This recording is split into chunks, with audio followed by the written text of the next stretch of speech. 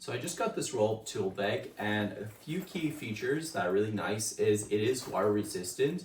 It has these rust resistant zippers as well. So if it does get a little wet, it's not going to destroy the bag, which is nice. However, if it does get wet, you're going to want to pull your tools out and dry them off because those will rust. It does have all these pockets, which is super handy. So you have lots of room to store different things.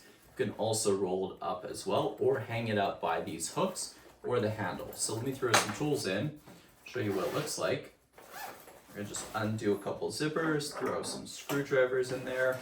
The pockets are super wide, so you can fit longer screwdrivers. And then we'll throw a couple wrenches in. Then how about a couple more screwdrivers down here? And then throw a couple, I have one more, so let's throw this here. And all of them fit really nicely. So this has 1, 2, 3, 4, 5 big pockets and then 2 small pockets up at the top.